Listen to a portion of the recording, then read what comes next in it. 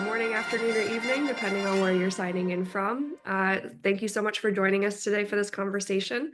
So we're actually going to start by turning it over to Gabriela Jiménez. So to give some context for this conversation, we're going to be focusing today on Voltaje, which is a timpani concerto that Gabriela Ortiz wrote for Gabriela Jiménez. I think about 20 years ago, right? That's about the timeline. Yeah. Yes. Concerto is being brought back to life again this summer. Hello, Gabriela. Hi, how are you? I'm good. It's great to see you. Hello. So this concerto is being brought back this summer during the Orchestra Institute residency. Just over a month from now, will be performed again. And so today we're just going to talk a little bit about the piece, how it came to be, and some things to kind of listen for that makes it really special.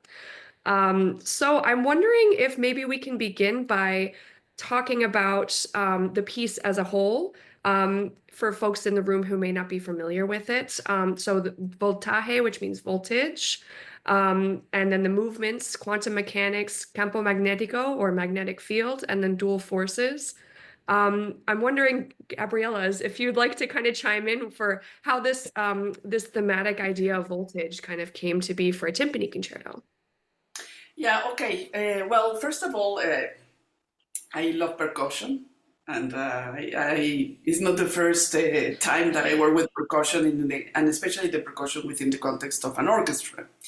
A few years ago, before the Voltaje, I wrote Concierto Candela, which I think is one of the first. I mean, probably Gabriela will know better than me, but I think that is one of the first Mexican percussion concertos for a soloist and an orchestra.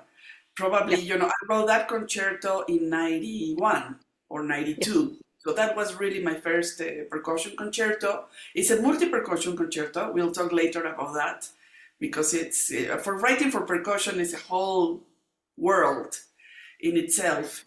But I wrote this concerto, and I guess also Javier Alvarez, another Mexican composer who sadly passed away 2 years ago, but really good composer. And he wrote also another concerto, so we both have the same commissions at the same time. So I wrote that concerto, and because of the concerto, it's very energetic for all the, I don't know if there are Latin, Hispanic, performers here in this conversation, but for all Latin people, when you need to play with a lot of energy and a lot of groove, we call candela. Play with candela. It's very common in salsa music. Cheo, toca con candela, play with candela. That's very common in the slang of, especially in popular music in Cuba, in Puerto Rico, in Venezuela, or in Colombia. The word candela means fire or means something that it's very energetic. And when I wrote that concerto, I remember that I conceived the orchestra as a giant percussion instrument. I mean, the role of the orchestra is very rhythmic and also very energetic. So years later, talking with Gabi, my tocaya, Gabriela Jiménez, we had this idea of writing a timpani concerto, which actually, I don't know if Concierto Voltaje is also the first one in the Mexican literature or in the Latin American Yes, it is. literature.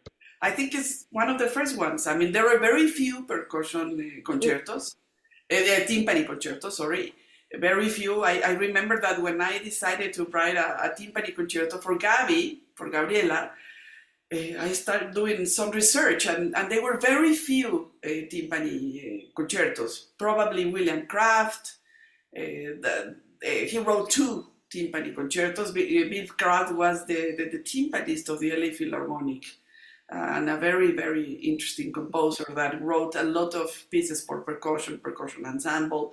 But because he played in an orchestra, he knew very well, the language of writing for an orchestra. So he wrote these timpani concertos, and I guess that's all. When Chavez has a solo piece, no? Yes. Thinking about Manuel Enriquez, I remember that you told me about this piece by Manuel Enriquez, another Mexican composer who wrote a timpani concerto but for a string orchestra, not a full orchestra. So basically, we wanted to do this collaboration. I seriously talk about Gabriela Jiménez, and then I present the idea to Carlos Miguel Prieto, and he was very excited, to to receive the idea. So finally, I received this commission from the, it was Minería or Sinfónica Nacional, I don't remember, but one of those orchestras. Minería, It was Minería Minería, Symphony. Minería Yes. Symphony to write this timpani concerto. And then, obviously, I had, my previous Candela concerto, which means Candela means energy. And I said, well, this concerto also has to have a lot of energy.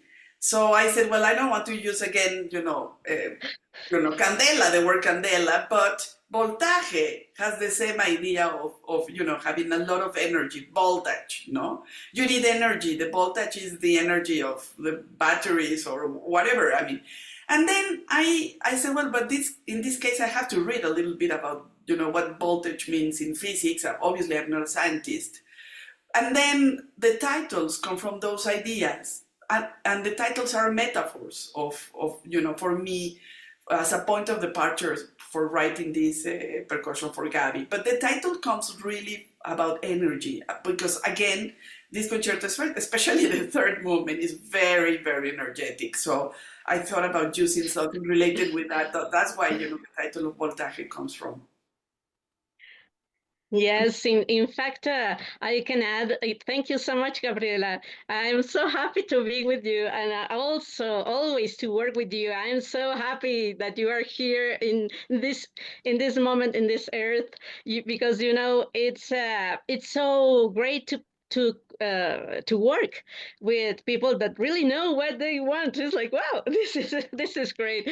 And in fact, yes, you're right. Nero Sauro wrote a timpani concerto, which is, very well known for all percussionists, but there's just a few. But Mexican, this is the first timpani concerto, yes. And thank you, all of you. I didn't say hello. I was like, oh, I'm so happy to be here. And yes, in Mineria in 2013, we talk about we need a timpani concerto, and in fact I'm being the principal timpanist of Mineria Orchestra, Gabriela Ortiz being one of the best composers in Mexico, and with a very good orchestra. This is like, wow, this would be great. And of course, Carlos Miguel wanted to conduct, but he couldn't. So Jose Arian was the conductor at that time, and in the premiere in 2013. And when we talk about, well, it's for timpani, but how many drums we need, how many pauken we need, is like, oh, the first question would be like, maybe four is it's okay. 7, like Neirosauro is like 7, 8 drums is like too many. So sometimes to play more than 5 timpani is like not really not good enough, because not all schools and orchestras have 5 timpani. I mean, 32 to the piccolo, the low to the highest is like not easy to get all those 5 timpani. So, but when we were talking about, we need a very, like a high note, not only for, but also a piccolo. We need a high note to reach, the whole atmosphere of the instrument. In fact, usually when in Mexico and many other countries, when we talk about timpani, is like timbal, and it's like, no, it's not timbal, it's timbales. Timpani is in plural, so it's always 2, 3, 4, because it's a harmonic issue about the timpani. And also, when we were talking about what else, what we can do, it's like, oh, yes, maybe a crotali or some symbols, or like ancient symbols, a metallic sound there to make a contrast with the membrane sound. And also with the bolts, it's like on the membranes. It's like, wow, this is so great. When we were talking about this concerto in the, well, at that time was the National School of Music in Mexico, Escuela Nacional de Música. UNAM. So it's like, oh, we're getting there when we decided to, this is going to be the, we decided to be that way. And it's in the second movement, we use Anglocken, which is an octave of chromatic cowbells. And it's really, something. In our residency, and we're going to play in Monterey in June. We're going to play the suite, which is a compressed version of the whole concerto. We need to make those two options: the whole concerto and the suite. So this is it. Amazing. Thank you both so much. And you've already touched on a bunch of things I wanted to kind of discuss today. And just for everyone here in the audience, the proverbial Zoom room, feel free to pop any questions in the chat. I do have a few questions prepared, but would love to include your questions as well. So we've already kind of mentioned some of the challenges of writing a timpani concerto, choosing the number of drums, and thinking about who could potentially play this timpani concerto. You mentioned a school may not have the number of timpani. And I'm wondering if we could touch on a few other things. Gabriela, I know you've written other concerti. How does writing a timpani concerto compare? Well, I mean, first of all, I mean, when you're writing a concerto, I mean, not even if it's for percussion or for any instrument, first of all, you have to establish which kind of relation it's going to happen between the solo instrument and the orchestra. That's one of the first questions for sure that you have to ask yourself, because you have to think about how, this, soloist is going to interact with the orchestra. And there are many ways to do that. The second question that you have to ask yourself is the balance. There is no way that you don't think about the balance with an orchestra. And normally it's a problem. The balance is a problem because, if you have a violin or if you have a flute or if you have a clarinet, not a trumpet, probably the brass instruments are the exception, but normally a cello concerto, for example, you have to work in the balance because you cannot have a tutti with an orchestra at the same time with the cello because you are not going to hear the cello. I mean, and the percussion section very strong. I mean, there's no way that you could hear the cello. So you really have to work out in terms of the balance. But with the percussion, it's exactly the opposite. You have the percussionist in front of the orchestra, and the problem is the balance because sometimes you cannot hear the orchestra and you hear the soloist. So it's exactly the opposite, and this is exactly what happens in terms of having, 5 timpani in front of an orchestra. So it's very delicate. It's a subject that you really have to think about it. You have to think about especially the layout of the space. This is also another big problem, and especially when you approach to percussion, because percussion needs a space. A marimba needs a big space. A vibraphone needs a space. Drums needs a space, and especially the timpani needs a space. So I've seen some percussion concertos in which the percussionists play behind the orchestra, and they build platforms so that we can see, that happened to me when I was working with Amadinda and in my 4 percussion concerto that I did with the LA Phil, and we did it in Hungary.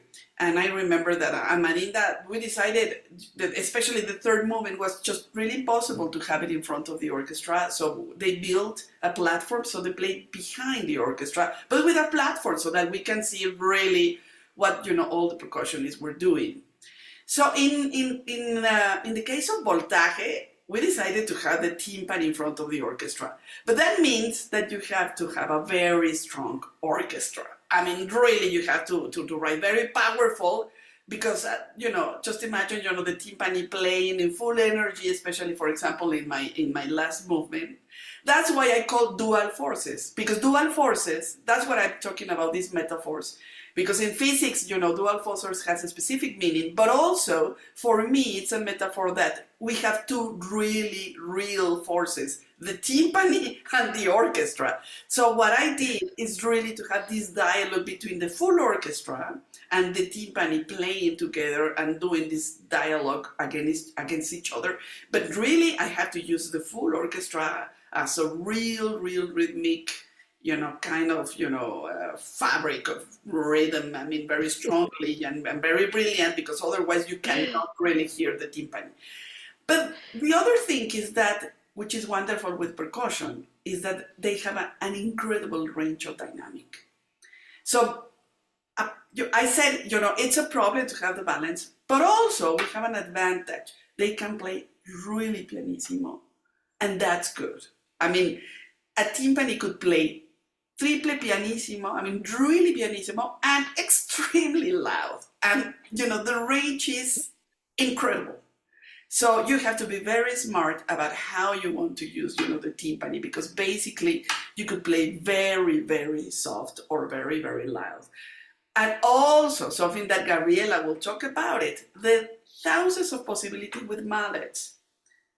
With mallets, you can play around the timbre of the timpani, and you can change the sound in so many ways. You could have sounds that are more brilliant, or sounds that can be more, tender. It depends what you want. So basically, my recommendation, if there are some composers or even the players, that if they want to collaborate with composers, be together. And especially with percussion, I mean, you have to really go to the percussionist and work with them really closely, just to see, all these options, no? That they could have, thousands of mallets. And I mean, I remember going to Gabriela's, studio with all the timpanis and try this and try this. And still, I still think that it was not enough time for me, because, there's so many ways. And now I was thinking, maybe I should write another timpani concerto, because now I know that there are other more sounds that I can do that, of course, I didn't use in my piece. And then something that is very, very unique in this concerto, that it doesn't happen, or I don't know, I haven't seen other concertos, is that in the second movement, I decided to use, especially, this octave of, cowbells. And this is a tuned cowbell. So imagine that it's like a kind of a gamelan kind of sound. And it's very difficult not for Gabi, because she's like an octopus playing all these, She looks like an octopus, playing all these things. But yes, and I remember Carlos Miguel says, "You're an octopus." Because you have 10, instead of hands, you have I don't know, maybe 5 or 7 hands. Because it's very impressive to watch Gabriela play, timpani, and especially playing voltaje. But yeah, in the second movement, it's very tricky, because you have to play and you have to interact, playing the timpani at the same time playing, the cowbells. That was something unique that I decided that I wanted to explore. And I called campo magnetico, magnetic field, because I think that again, my idea was that sometimes the orchestra attracts, the soloist, or maybe the opposite, or the soloist will attract the orchestra. So again, there are some, all these kinds of metaphors that are implicit in this Voltaje concerto. And basically, that's more or less what I had to say. Thank you, Gabriela. Yes, I agree. I so much agree with you. And in fact, that I think this concerto, more than like a battle, it's not a really like a battle. It's not like against the other one. It's not soloist against the orchestra and the conductor. It's really, like the interaction, like on off, like yes, no, it's like so much this kind of exercise of the art. And in fact, that the in electricity, because I studied in secondary school, I am a technician in physics and in electricity and mechanics. So it's like I really love this theme about Ohm's law and what's the formula. In Spanish, V equals ir, which means go equals go. Well, in English doesn't make any sense, but in Spanish, voltage equals current intensity times the resistance. So it's like this, like this idea of resistance and and the current of the it's flowing, always going on and off. It's like maybe with all these dynamics and textures and colors, is like it's really energy going there. It's like not only the energy of the sound, because sound is energy.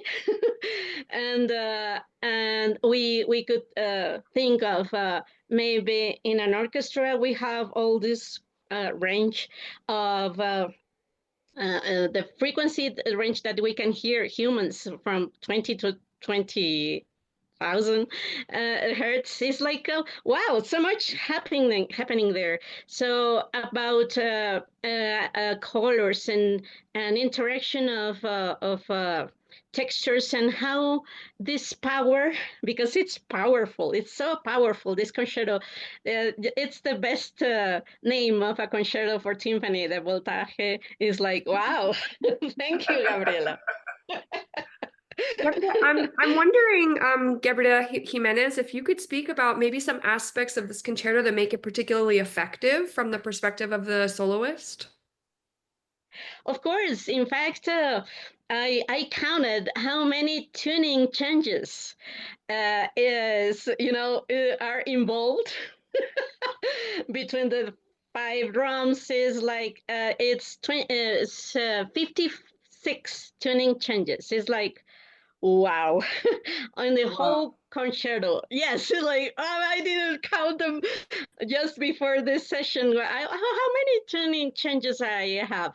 Well, for example, for the quantum mechanics, the first thing that the audience can hear is exactly an opening as an introduction of the timpani playing. The timpani player is just going like, oh, this is the field where I can create this energy. Is like, I feel like that when I play Voltaje and Anthropolis and Tenek, and like, oh, thank you, Gabriela, for so many solo timpani, for like audition lists repertoire.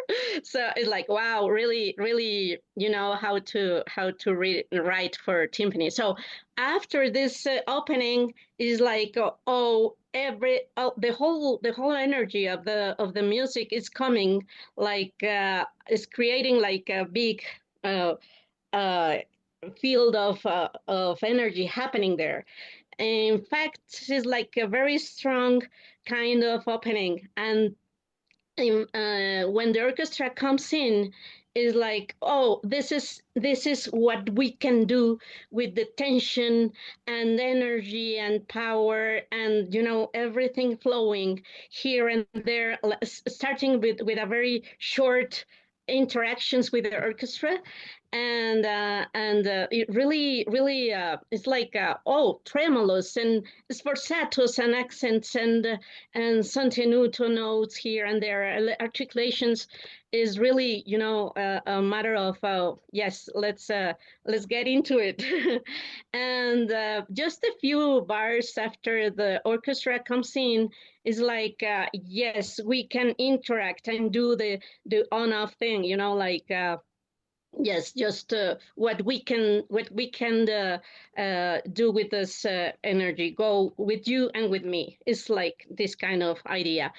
And of course, what I really like from the 3 movements, but especially quantum mechanics, is that there's so many melodic parts of the solo that it's so musical. Oh, really? It's like, oh, thank you so much. I feel so like a melodic instrument. Of sometimes timpani is just harmonic and rhythmic, idea, Beethoven, all the classics, and then with Debussy and some impressionists, like romantic, like, oh, not only rhythmic and harmonic, it's also melodic and soloist and whatever. So I feel like, oh, so free. I'm free to play with this quantum mechanics, and I would say yes. Of course, I can feel like not only interaction, but I also a creator of sound. It's beautiful. So it sounds like the kind of attention to detail, the ability for you to really be in interaction with the orchestra, also as a melodic instrument, which is not always Yes. typically the case with the symphony. Yeah, many elements to point out there. I do see we have a question in the chat from Daniela, who is just asking about the title. Concierto Voltaje would be like a game of words that translates to with certain voltage. Does that sound? It could be Daniela. Yes, yes, I read that. It's funny, yes, but the thing is, we're using the Italian word, which is concerto. We know, not with I, because concierto. I mean, in Spanish, yes, it's a game of words. Because if you separate concierto, it means with sort of voltage. No, that would be the translation. Concierto voltaje. It could be a game of words, but I never. I mean, yes, it's funny that you think about it, but in this case, I mean, I don't think that it's with little with perhaps voltage. No, It's with full total voltage. voltage. Total voltage. Definitely. I mean, it's definitely with voltage. That's for sure. And also because we are using really the Italian title concerto, and concerto doesn't have the I, so in that case, I mean, that's not the game of words. But it's funny that you mentioned concierto candela. Yes, yeah, it's funny. I love that. So we talked a bit about movement 2, which uses the Glocken or the cowbells. It uses temple bells and also a crotale. I'm wondering how you found that combination of instruments, all metal. I'm wondering if that has something to do with the idea of conduction of voltage, or if that was just purely sound, or maybe a combination of both. I think both. I mean, in my case, to conceive that, I mean, I already worked, with the Anglo-Cans in Concierto Candela, and I love them. I mean, this is something that I use in previous pieces of mine, so I really like to use the Anglo-Cans, because it sounds for me like a kind of gamelan. The crotales sounds also, those are also tuned, and those sounds like very, very similar to glockenspiel. It could be. It could be. Perhaps they are a little bit more sharp and more brilliant. But in the case of the Anglo-Cans, really reminds me to the gamelan kind of thing. And I went to Thailand for, I mean, I was really, wondering, wanted to go there. And finally, I had the opportunity to go there in 2008.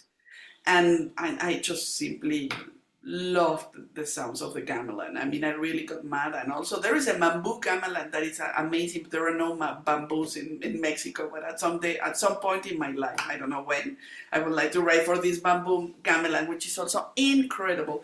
But then, of course, I heard, the gamelans in real life, because in Mexico we don't have gamelans. I mean, I think that in US there are many gamelans orchestras, but not in Mexico. We don't have, tuned gamelan. I mean, it's very difficult to have the gongs tuned and all of that. And then, so when I heard that lively, I just really got mad, and I decided, well, I want to use again, these, cowbells. But also, because, the magnetic thing, it's metal. So obviously I was just needing, the kind of a metal sound.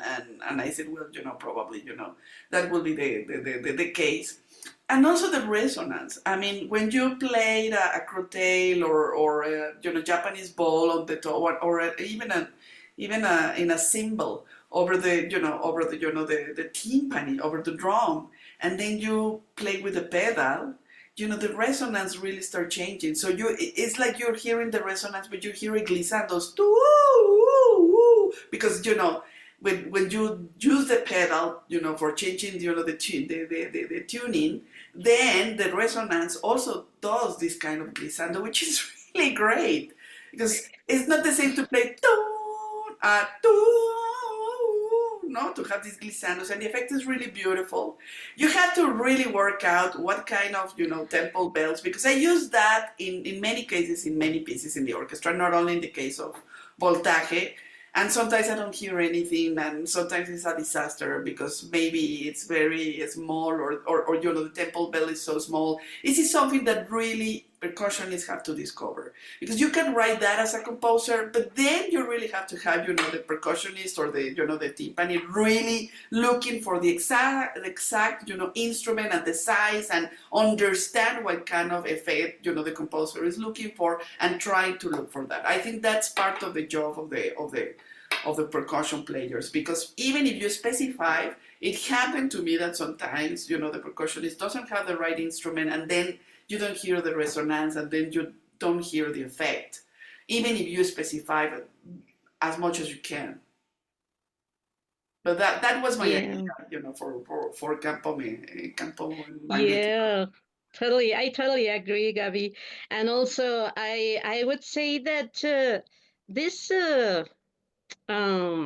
effect of the surrounding ambience of the sounds that are created. When you get to this movement, you get this violin by the concert master. It's solo. It's like so beautiful. It's like, wow, this is like, wow. There is no other way to start the second movement. It's so beautiful, and some bars of this violin solo with interaction with the orchestra also. But is, when the sounds of the cup gongs, yes, Japanese cup gongs are the best for this, I would say. Also, we could use from India, from China. Yes, these places are great.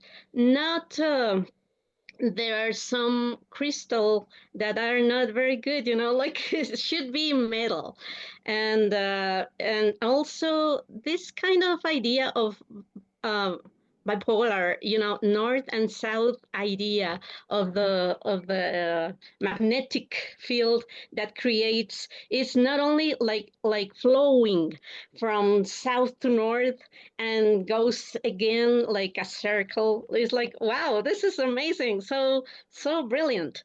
And also I would say that the whole field that's creating there is like just amazing how we can feel what Gabby was saying, the twin. Yes, sometimes it's like, oh, I play standing. Usually, timpanists play on a stool, so I really feel that the freedom is not there when we are seated.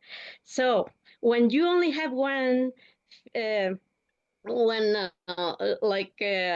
feet to move, one foot to move the tuning, is like, oh, I'm not seated, so I need to go very quickly from one pedal to the another and to the another, and then it's like, oh, I didn't know I was an octopus.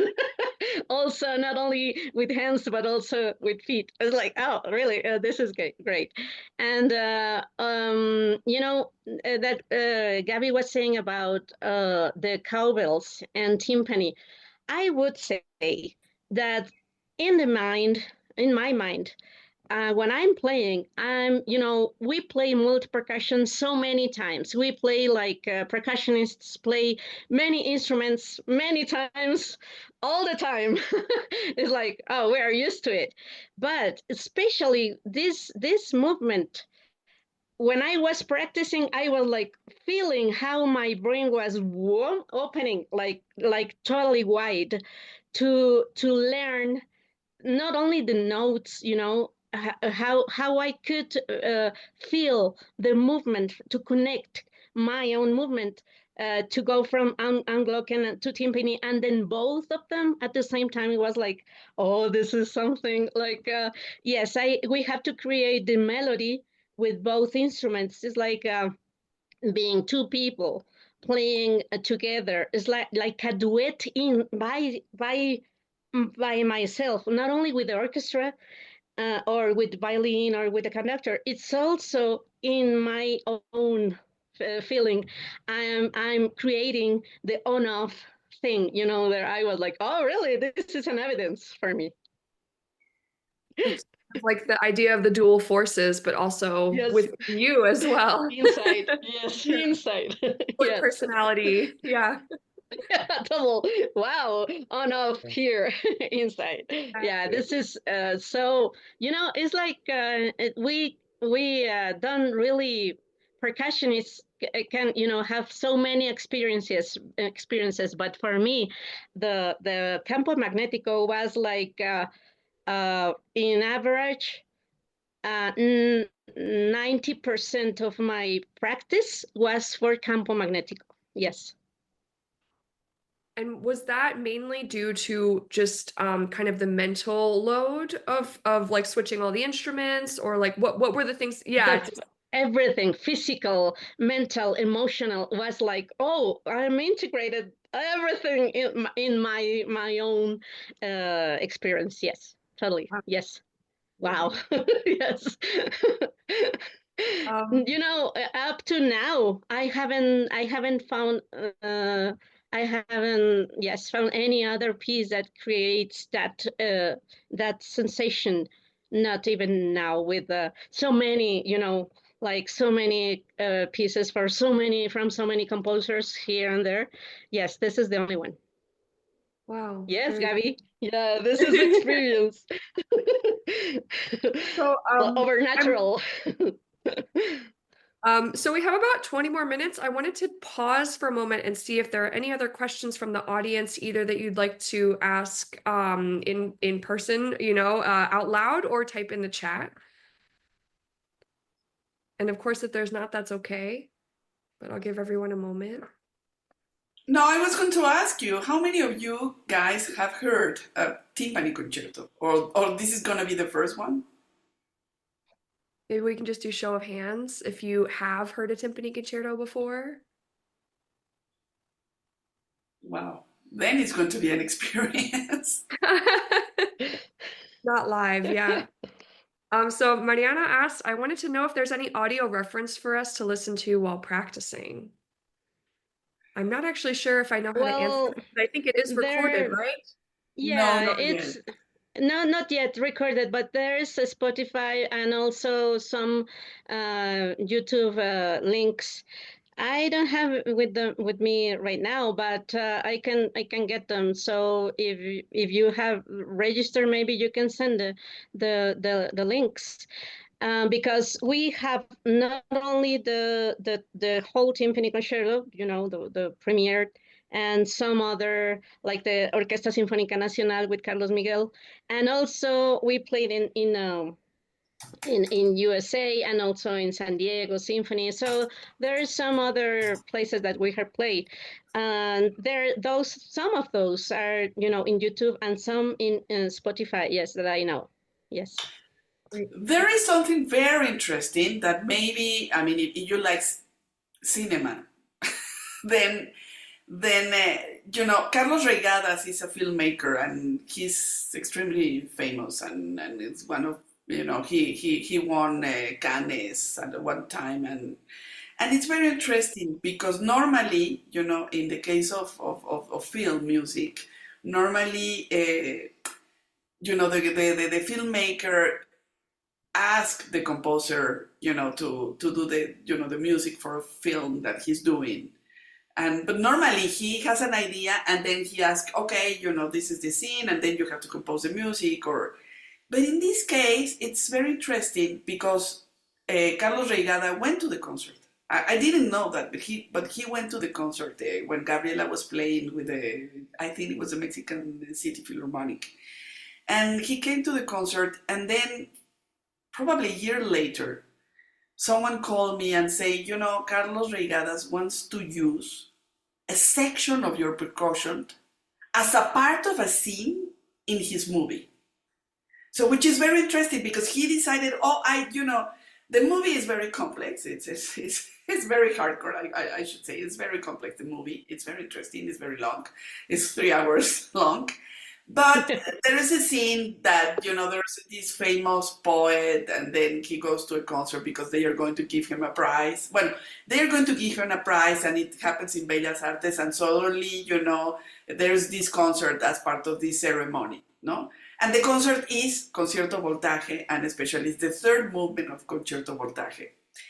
So when they called me, I said, well, yes, but we need to record this, and I don't have a commercial recording. No, no, no. It's just I want to shoot. I want to to go and film the concert, and I want to film Gabriela Jimenez playing at the same time with the orchestra and everything. So I said, well, you need to talk to Carlos Miguel Prieto, and fortunately, I don't know why, the coincidence and everything aligns in the sky. I mean, especially for Carlos Regadas and for all of us. Because, I mean, the budget was not very strong. And I said, well, it's going to be very expensive to hire a full orchestra and the soloist and everything just to play. And just for you and you have to hire Bellas Artes. But by coincidence, Gabriela was playing in a month the concert with National Symphony Orchestra, just by coincidence. So I said, you really need to move very fast, get the permissions with the National Symphony, talk to Carlos Miguel, talk to Gabi, and talk to Bellas Artes, to the people of Bellas Artes, if they can allow you to do the shooting of this. And we did it. I mean, he moved fast, and everybody agreed with that. And it was very interesting because suddenly, Carlos had to say, but because he said, well, I need to be in front of I need to be on stage doing, filming the whole thing. And then Carlos Miguel said, well, okay, but let me just to announce to the audience that this is not going to be a normal concert. So suddenly Carlos said in the intermission, I mean, in the second half program, Gabriela was playing. And then he said, well, what you're going to see is something very unique because we have Carlos Regada here with us, the filmmaker, and he's going to shoot this concerto, and probably sometimes he's going to block your view because he's going to be in front of Gabi or in front of the orchestra with the cameras. But please be as quiet as possible because this is going to be part of a movie. So we did it like that. And so if you really want to watch, the third movement of this concerto, the audio is very interesting, but because for Regadas, it was very important to hear the audio from the point of view of Gabi, not from the orchestra or from the audience. So the microphone, I mean, he was really behind Gabriela, really with the microphone and the camera. So it's very interesting, the audio. You hear the orchestra, of course, but also the audio sometimes it's very, very strange. I mean, the balance of the audio, because it's the idea of that you're in the role of Gabi Jimenez, and instead of the conductor, or instead of the audience, or instead of playing at the orchestra. So the audio is very interesting, and also the images. I mean, you really see Gabriela. There are some parts that you're really seeing how she's changing, the tuning. You see Carlos Miguel conducting with a lot of energy, and then he's sweating in his. I mean, it's really powerful. I mean, what you're seeing, you really see the faces of all of them, but really the huge close-ups that I've never seen, in my entire life, these concerts live. I mean, it's very interesting. So I really recommend you to watch the film.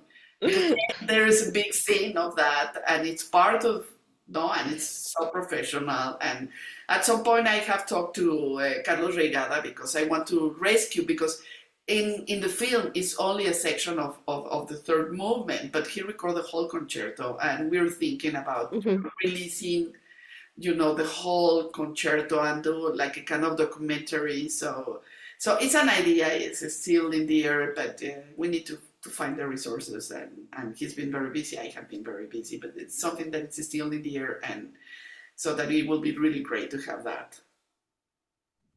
I agree with you, Gabi. And also, I remember it's 4 minutes and a half of the voltage, the whole thing of the fine arts building, and everything is like, wow, this is amazing. And that's too much, for just music is too much. And there was a moment that I thought I was going to hit his camera because it was so close to my seat, like, oh. But when you're playing as a soloist, it really doesn't matter anything. It's like music is the most important thing. And I was like, in case if I lose one stick or two sticks, I always ask all my students and everyone to have another, like a replacement, the same thing like idea. If you're using what kind of mallets, you just take them really fast because you never know when it's going to be a surprise there. So it's also something that was really amazing. I don't know how you did it, Gabriela. Really, I don't know how you did it because also Gabriela was playing with a big dress, it's long sleeves, but really, and normally she used a ponytail, but in this case, Carlos Regada said, "No, I want you, because this is about the woman," and there are a lot of metaphors in the film about, an animal metaphor, so that there is some shooting of these animals and the savage of something, and he was trying to work with metaphor about really having this savage woman playing the drums. So he said to her, "No, you have to play with your hair like no ponytails." So suddenly you see Gabriela, you see all the hair flying over the place, and it's like moving, and the sleeves and the big dress, and it's really, really incredible. I mean, I don't know how you were doing, and it's such a complicated, Me either. all these things that, and You the know, hair flying, yeah. yeah, We can revise that look. Gabriela, is that the look we should expect next month? No, I don't think so. You know what happens? Is that yes, long hair is great. I love long hair. I have here my princess. But when you play timpani, and in fact, with this kind of things, if this goes to the drum, it sounds pack. So I don't want any sound besides that is written. No, that's not good. And also, I was wearing a diadema. How do you call this diadema? I don't Headband or a remember. tiara? Yes, tiara. like this. Like this, so Yeah. I'm used to this, but not with the long hair, just like free. Like, oh, I was like, but what happens is that I'm used to long hair, and whatever, I am used to everything. But when I'm playing soloist, I try to be the most like concentrated on music, but that time was like yes, it was a challenge for me. I was using like my shoes were like tall, but not too tall. But I was like, oh no, this is not good. And in fact, I play with my own timpani, which I also need to tell you all of you that the kind of drums we need is like really full range. I mean, like an octave for each one. So when I go someplace and they say, oh, we have like the normal timpani that goes from G to D, and I go, oh no, I need like almost an octave for each one. So it's For each like drum? yes, almost like seventh, yes. And in fact, the piccolo goes from it's like a tenth, at more than an octave. It's a tenth, yes, like to get the big But normally, this is, sorry to interrupt you, Gabby, because this is important for all the composers here. I mean, I know that Kathy is already there. Hi, Kathy. She's a composer, a part of OAcademy. And I mean, but tell me, I mean, because I normally, if you read the Adler or any orchestration book, they are going to tell you that each drum has a fifth, no more than that. No, that's not true. In fact, maybe for too many years it was like that. But since like 1990, maybe 1995 or something like that, timpani makers started to really go into a fuller range on each drum. For example, Adams and Ludwig, and well, so many timpani makers like. The main point is to get the best range, and yes, we have a little bit on the top and a little bit on the low part, which might not be the best sound. And here maybe also wouldn't be too tight, like, oh, it's too tight, but I can reach it. It's like, oh, yes, it for some music might be, yes, thanks so much to the to to all the investigation, yes, to the investigation of all those also musicians, because usually they're also musicians, not only in research, how to make a better instrument. But usually now we have like a sixth on each timpani, but I don't know why my drums get an octave, maybe a ninth and a 10th and a 12th. It's like, oh, this is great. So I don't I am not worried about it, but I usually, we're going to play in Monterey, and they were telling me the tuning range, and I was like, oh, I need to work. When it's that kind of situation, it's not a problem. It's just a situation. I need to work on the drum to make it a little bit lower, so I can go maybe to the lower part and get to the range.